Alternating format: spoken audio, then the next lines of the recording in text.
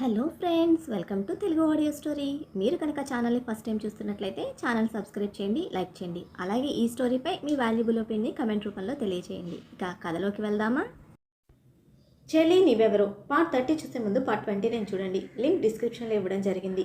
నీ కూతురికి జీతం ఇవ్వడం లేదత్తా, వడ్డించడానికి వార్చడానికి అని రాణా కసురుగా అనడంతో తగ్గిన రుద్రాణి అయిన వాళ్ళని చూసుకోవడానికి జీతాలు ఎందుకులే రాణా అని సాగదీసింది. ఆవిడ సాగతీతలు పట్టించుకోకుండా తిన్నావా అని అడిగాడు ముక్తసరిగా. ఫ్రెండ్స్తో కలిసి ఏదో తిన్నానులే అని ఇంకాస్త బారు సాగుతూ ఉంటే అయితే వెళ్ళి పడుకో అన్నాడు అది కట్ చేస్తూ రాణా. తన పప్పులు ఉడకడం లేదన్న ఉక్రోషాన్ని అణిచిపెట్టుకొని బేలగా మేనల్లుడిని చూస్తూ సరే అని లేచిన రుద్రాణి కూతురికి మాత్రం వడ్డించమని ఆర్డర్ వేసింది. తెల్ల మొహం వేసుకొని రాణా వైపు భయంగా చూసింది నేహ తల్లి ఆర్డర్తో. దానికి కూడా సర్వెంట్తో పాటు శాలరీ పే చేయమంటావా అని కటువుగానే అడిగాడు రాణా ఈసారి. అదిరిపడి అదేం మాట రాణా అంటూ గింజుకుంది రుద్రాణి. ఒకసారి చెప్తే వినాలి అని మేనత్తను చూస్తూ చెప్పి నేహ వైపు హెడ్ టర్న్ చేసి విసిగించకుండా పో అనేసరికి ఓకే బావా అంటూ తుర్రున పారిపోయింది నేహ. ఛ, దాని భయం వీడి కోపం, ఎలా వీళ్ళని ఒకటి చేసేది అని వేళ్లు పిసుక్కుంటూ వెళ్ళడానికి కదిలితే అత్త అన్న రాణా పిలుపుకి ఆగి చూసింది. లేడీస్ క్లబ్ మన హై సొసైటీలో ఫ్యాషన్ అండ్ ప్రెస్టేజ్. నువ్వు ఆ ప్రెస్టేజ్ మెయింటైన్ చేయి, దానికోసం కావలసినంత తగలై. నీ అన్న నేను 4 చేతులతో సంపాదిస్తున్నాం. నీ టైంపాస్కి ఫ్యాషన్ షోలకి ప్రాబ్లమే లేదు. బాబాలు భజనలు భోజనాలు బెండకాయలని చెత్త సంత ఇంకొకసారి రిపీట్ చేయకు అంటూ మేనత్త కావడంతో స్మూత్గా వార్నింగ్ ఇచ్చాడు. అప్పటి వరకు మేనల్లుడు తన దారిలోకి రావడం లేదని పిసుక్కున్న వేళ్లతో ఫోర్హెడ్కి పట్టిన చెమటలు తుడుచుకుంటూ వెళ్ళింది రుద్రాణి. మేనత్త వెళ్ళగానే మెయిడ్ని పిలిచాడు ఫుడ్ సర్వ్ చేయడానికి రాణా. స్టెప్స్ ఎక్కి పైకి వెళ్ళగానే ఒక సైడ్ బ్లాక్ మొత్తం రాణాదైతే అదర్ సైడ్ ఉంటాయి Rudrani Vivek Neha rooms. Rana block side వెళ్ళే సాహసం ఏ ఒక్కరూ చేయరు ఆ ఇంట్లో, ఒక్క ఉదయ్ తప్ప. అటు సైడ్ వెళ్ళిన చైత్రను దూరం నుండి చూసిన రుద్రాణి పైకి రావడమే ఫాస్ట్గా కొడుకు కోసం వెళ్ళింది. వివేక్ రూమ్ డోర్ కొట్టి కొట్టి విసిగిపోయిన రుద్రాణి వాడు లేడని కన్ఫర్మ్ చేసుకుంటూ కాల్ చేసింది. చైత్ర గురించిన టెన్షన్ తన బుర్రను తినేస్తూ ఉంటే వివేక్ కోసం నెంబర్ ఆఫ్ టైమ్స్ కాల్ చేసి వచ్చి చిరాగ్గా కూతురు మీద పడింది రుద్రాణి. ఇప్పుడు నన్నెందుకు అంటున్నావు మమ్మీ, నేనేం చేశాను? బావ కోపం నీకు తెలుసు కదా, అది పట్టించుకోకుండా నేను ఇన్వాల్వ్ అయితే నా చెంప పూరి షేప్ అవుతుంది అని తల్లి మీద అరవలేని కోపంతో దెబ్బతిన్న కుక్క పిల్లలా కుయ్యి కుయ్యిలాడింది నేహ. వాడు ఎంత కోపిస్తోడైనా ముందు మగాడే, అది అర్థం చేసుకుని మసులుకోవాలి అని కూతురి మీద అరిచి ఒక ఫ్యాన్సీ ట్రాన్స్పరెంట్ శారీ తెచ్చి ఇచ్చి కట్టుకోమంది రుద్రాణి. ఇదెందుకు మమ్మీ అని బియర్డ్ ఎక్స్ప్రెషన్తో డౌట్గా అడిగింది నేహ. ఎందుకో ఒకందుకు, ముందు వెళ్ళి కట్టుకురా, నే చెప్తాగా అని కూతుర్ని డ్రెస్సింగ్ రూమ్లోకి తరిమింది. సడన్గా పిచ్చి పట్టినట్టు చేస్తూ ఉంది మమ్మీ అని సీన్ చేయకుండా 10 నిమిషాలకి చీర చుట్టుకొని బయటకు వచ్చింది నేహ. ట్రెడిషనల్ వేల అలవాటు లేని నేహ శారీ బాడీకి ర్యాప్ చేసిన విధానానికి చిర్రెత్తి బహుమతిగా 2 ముట్టుకాయలు బదిలిచ్చింది రుద్రాణి.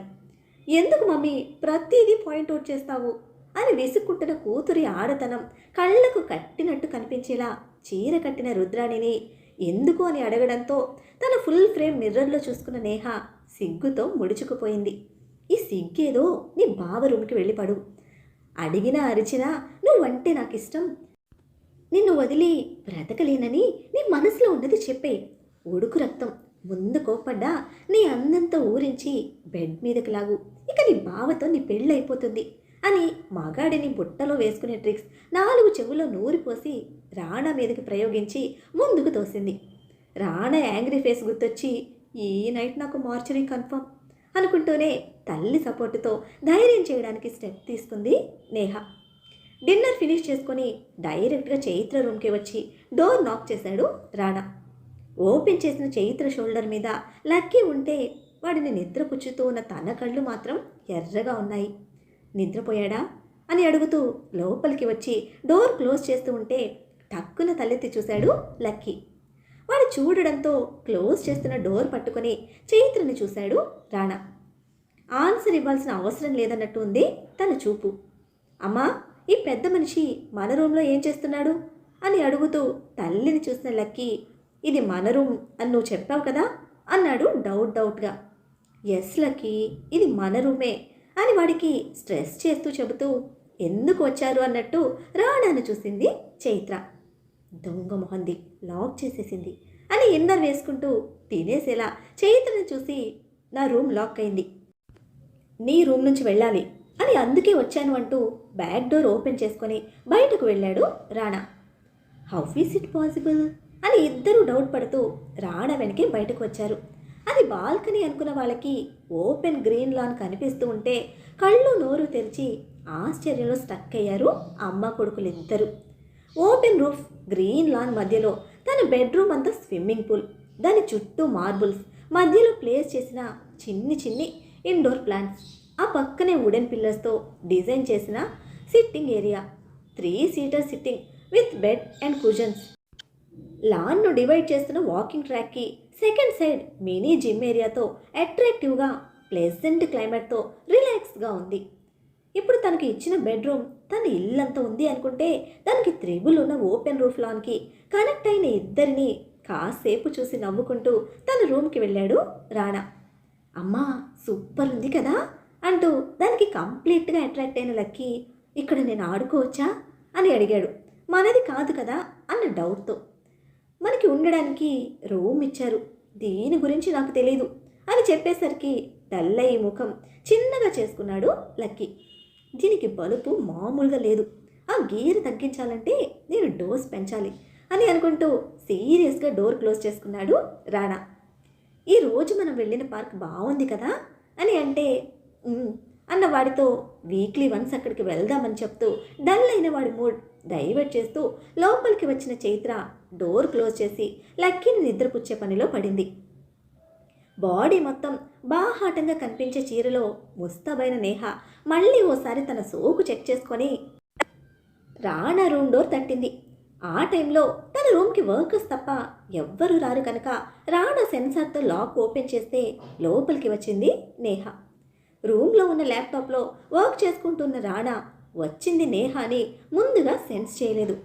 ఆన్సర్ రాకుండా ముక్కుకు తెలిసిన పర్ఫ్యూమ్ స్మెల్కి తలెత్తి చూస్తే నేహ కనిపించేసరికి నువ్వేంటిక్కడ అంటూ మోహన్ చిట్లించాడు. తల్లి ఇచ్చిన ధైర్యంతో లోపలికైతే వచ్చింది కానీ రాణను చూడడమే శివరవుతూ చేతులు పెనవేసి నిలబడింది నేహ.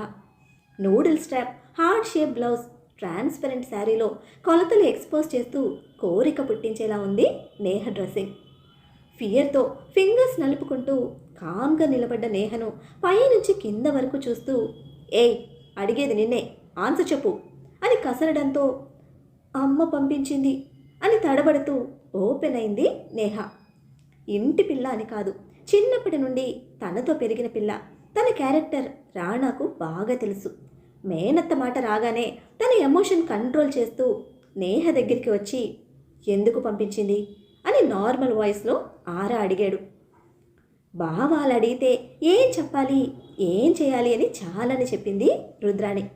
భయపడకుండా అవన్నీ చెప్పి తల్లి చెప్పినట్టు బావని అల్లుకుపోయే ధైర్యం, ఓర్పు నేర్పు లేని నేహ నీకోసం బావా అంటూనే రాణను గట్టిగా వాటేసుకుంది. అంతే, ఆ నెక్స్ట్ సెకండ్ నేహ చంప పగిలిన సౌండ్, రూమ్లో రీసౌండ్ వస్తూ ఉంటే చపాతి ముద్దలా ఫ్లోర్కి అతుక్కుపోయింది నేహ. ఈడ్చి కొట్టిన రాణా కోపానికి లేచే స్థితిలో కూడా లేదు నేహ. తన రెక్క పట్టుకొని ఫోర్స్గా లేపి నిలబెట్టి నా కోసం వచ్చావా, ఎందుకు వచ్చావే అని అడుగుతున్న రాణా కళ్ళు నిప్పుల్లా ఉరుముతూ ఉంటే భయంతో వణికిపోతున్న నేహ గొంతు పెగలటం లేదు. బావ కోపం పెరిగితే గట్టిగా అరువు, అప్పుడు నేను వస్తాను అని చెప్పిన తల్లి మాట గుర్తుకొచ్చి అరవాలి అని అనుకున్నా తనకు గొంతు ఎండిపోయి సౌండ్ రావడం లేదు. నా మీద కొత్తగా కోరికలు పుట్టుకొచ్చి వాటిని తీర్చుకోవడానికి వచ్చావా అని యమ సీరియస్గా అడిగితే అడ్డంగా నిలువుగా తల ఊపుతున్న నేహను అదే కోపంతో బెడ్ మీదకి విసిరేసి ఇన్ని సంవత్సరాలు నన్ను బావగా చూసిన నీకు ఇప్పుడు నాలోని మగాడితో పనిపడింది అంతేగా, నీకు కావలసింది ఇస్తాను అంటూ రాణ బెడ్ ఎక్కుతూ ఉంటే అప్పటికే ఫిట్స్ వచ్చిన దానిలా కొట్టుకుంటున్న నేహ భయంతో అరుస్తూ ఫాస్ట్గా పక్కకు దొర్లి ఫ్లోర్ మీద పడింది. ఈ ప్రాసెస్లో ఉందా లేదా అన్నట్టు ఉన్న నేహ ఒంటికి చుట్టిన శారీ ఊడిపోయి బెడ్ మీద ఉండిపోయింది. కింద పడిన నేహ వణికిపోతూ చూస్తూ ఉంటే, నన్ను రేపిస్ట్ని చేయకు రా అని అరిచాడు రాణా. రాణా అరుపుకి ఫుల్గా షివర్ అవుతూ, నోనో బావా, నాట్ లైక్ దట్ అని కంగారుగా భయంతో అరుస్తూ బెడ్ మీద ఒక కాలు పెట్టి నిలబడిన రాణాను చూస్తూనే వెనక్కి దేక్కుంటూ వెళ్ళి మోకాళ్ళు చుట్టుకొని ఏడుస్తూ కూర్చుంది. నా కోసమే కదే వచ్చింది, కావాలా వద్దా అంటూ తను ఏడుస్తున్నా పట్టించుకోకుండా బెడ్ మీద శారీ మొత్తం చేతిలోకి తీసుకొని ఉండ చుట్టుతూ, చెప్పు అని గట్టిగా అరవడంతో, వద్దు బావా, ప్లీజ్ ప్లీజ్ లీవ్ మీ అని ఏడుస్తూనే ప్లీడ్ చేసింది నేహ.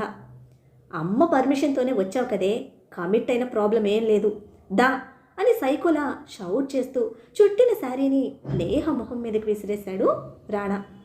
అప్పటికే భయంతో పట్టిన చెమటకి పూర్తిగా తడిచిపోయిన నేహ ఏడుస్తున్న వెక్కిలతో, ప్లీజ్ బావా, నాకు ఇష్టం లేదు అంటూ బీపీ కంట్రోల్ తప్పి సైడ్కి పడిపోయింది. తను పడిపోవడంతో అసహనంగా ఫీల్ అవుతూ కూర్చున్న రాణా బెడ్ సైడ్కి ర్యాక్ నుంచి సిగరెట్ తీసి లైట్ చేశాడు. 2 సిగరెట్స్ ఫినిష్ చేసి అప్పుడు నెమ్మదిగా లేచి వెళ్ళిన రాణా అన్కాన్షియస్గా పడిపోయిన నేహను చేతుల్లోకి తీసుకొని తెచ్చి బెడ్ మీద ఎత్తి పడేశాడు. ఆ ఫోర్స్కి కొంత సెన్స్ తెలుస్తూ ఉన్నా తన ఫేస్ మీద వాటర్ పోయడంతో దిగ్గున లేచి కూర్చుంది నేహ. ఇంకా వదలని భయంతో ఎదురుగా ఉన్న రాణాను చూస్తూ, నో బావా, నాకు నీ మీద ఎటువంటి ఫీలింగ్ లేదు అని అరుస్తూ ఫాస్ట్గా బెడ్ దిగడానికి చూసిన తనని రెక్క పట్టుకొని లాగి బెడ్ మీద పడేశాడు రాణా. అడ్డంగా బెడ్ మీద పడిన నేహ, ప్లీజ్ బావా అంటూ దీనంగా చూసింది రాణాను. ఈ మాట నన్ను రెచ్చగొట్టమని చెప్పి పంపినా మీ అమ్మకు చెప్పలేకపోయావా అంటూ నేహ ఫేస్లో ఫేస్ పెట్టి పళ్ళు బిగించి అడిగాడు రాణా. అంత స్ట్రైట్గా అడుగుతూ ఉంటే ఆన్సర్ చెప్పలేక తల దించేసింది. సైలెంట్గా ఉండేసరికి గట్టిగా చంప మీద ఒక్కటి పీకి జుట్టు పట్టి పైకి లేపిన నేహ ఫేస్లో ఫేస్ పెట్టి, అమ్మ చెప్తే పడుకోవడానికి వచ్చావు, నీకంటూ ఒక క్యారెక్టర్ లేదా అని కంట్రోల్ చేస్తున్న కోపం ప్లస్ రెస్పాన్సిబిలిటీతో అడుగుతూ ఉంటే, నేను బెడ్ వరకు థింక్ చేయలేదు బావా, నీకు కోపం వచ్చి నన్ను కొట్టగానే అరిస్తే మమ్మీ వస్తానంది అని తల్లి మాట చెప్పిన తను సిచ్యువేషన్ స్ట్రక్ అయిందని తెలిసి విసురుగా వదిలేశాడు. నా మీద ఫీలింగ్ లేదని మీ అమ్మకు చెప్పడానికి నోరు రాలేదా? ఇక్కడంటే నేనున్నాను, కొట్టాను, నోరు మూసుకుపోయింది, బయట ఏం దొబ్బించుకున్నావు అని మళ్ళీ మీదకు వచ్చి అడుగుతూ ఉంటే, చెప్పినా మమ్మీ వినదు అని చిన్నగా గొణిగింది బెదురుతున్న భయంతో తలదించుకొని. నువ్వు చెప్తే వింటుంది, బట్ ఇంకొకడికి ఇచ్చి పెళ్లి చేస్తుంది, నీకు నా మీద ఫీలింగ్ లేదు, రాదు కూడా, ఐ నో దట్ అంటున్న నేహకు దగ్గరగా వచ్చి బెడ్ మీద కూర్చొని, మరి పెళ్లి మీద ఫీలింగ్ ఏంటి అని ఉదయ్తో క్లోజ్గా మూవ్ అవుతున్న తన ఒపీనియన్ తెలుసుకోవాలని అడిగాడు రాణా. నేను ప్రేమించిన వాడి మీద తప్ప ఇంకెవ్వరి మీద నాకు ఫీలింగ్స్ లేవు అని తలెత్తకుండానే నెమ్మదిగా చెప్పింది.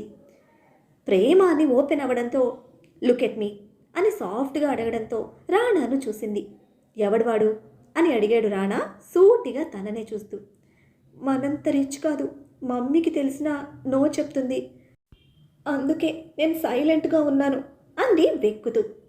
C, rich poor middle class అంతా పక్కన పడేసి నీ ప్యూర్ లవ్ అని నువ్వు ట్రస్ట్ చేస్తే, వాడు నీకు పర్ఫెక్ట్ అని నేను బిలీవ్ చేస్తే, ఎవ్వడు ఒప్పుకున్నా ఒప్పుకోకపోయినా నీ పెళ్ళి నేను జరిపిస్తాను అని మాట ఇచ్చి వాడి డీటెయిల్స్ చెప్పు అని అనడంతో రాణా మీద కాన్ఫిడెన్స్తో తన లవ్ గురించి మొత్తం చెప్పింది నేహ. తను చెప్పిందంతా విని డ్రెస్సింగ్ రూమ్ నుండి తన లాంగ్ బాడీ ర్యాపర్ తెచ్చి నేహకి ఇచ్చాడు వేసుకోమని.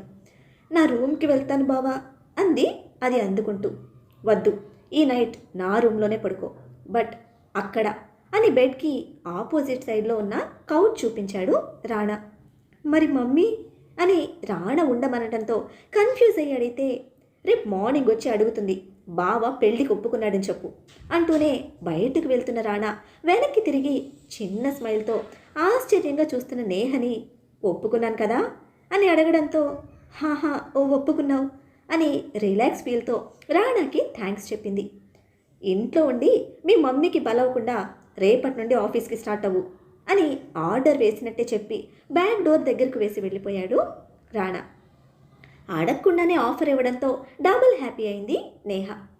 స్ట్రైట్గా చైత్ర రూమ్కి వెళ్ళాడు రాణా. తన ఫింగర్ ప్రింట్తో డోర్ అన్లాక్ చేసి లోపలికి వచ్చాక తిరిగి డోర్ క్లోజ్ చేసి బెడ్ మీద చూస్తే ఇద్దరూ కనిపించలేదు. లక్కీకి స్టోరీ చెప్తూ అలానే ఇద్దరు సోఫాలో నిద్రపోయారు. థింగర్ మోహన్ దానా, నా మీద గొడవ పడడానికి వచ్చే లాజికల్ బ్రెయిన్ పిల్లడి దగ్గరికి వచ్చేసరికి వర్క్ చేయదా అని సోఫాలో ముడుచుకుని పడుకున్న వాళ్ళని పొజిషన్కి అసహనంగా ఫోర్ హెడ్ రబ్ చేసుకుంటూ చూశాడు. చైత్ర చేతి మీద తల పెట్టుకున్నాడు లక్కీ. ఇంకో చేత్తో వాడిని జో కొడుతూ అలాగే స్లీప్లోకి చేరినట్టుంది రెండో చెయ్యి వాడి మీదే ఉంది.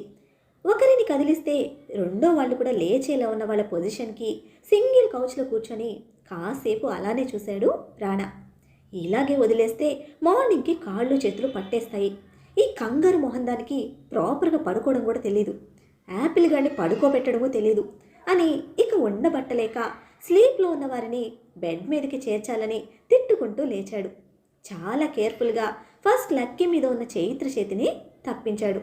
ముద్దుగా అమ్మ డొక్కలోకి ముడుచుకొని పడుకున్న వాడిని రెండు చేతులతో బొమ్మలా చాలా నెమ్మదిగా జాగ్రత్తగా తీసుకెళ్ళి బెడ్ మీద పడుకోబెట్టి 2 సైడ్స్ పిల్లోస్ అడ్జస్ట్ చేశాడు. మంచిగా నిద్రపోతున్న వాడి చబ్బీ చీక్స్ మీద వేళ్లతో రాస్తూ ఇంత ముద్దుగా అట్రాక్టివ్గా ఉన్నావేంట్రా అని ఒక మెస్మరైజ్ ఫీల్తో వాడి ఫేస్ని పట్టి పట్టి చూస్తూ ఉన్నాడు రాణా.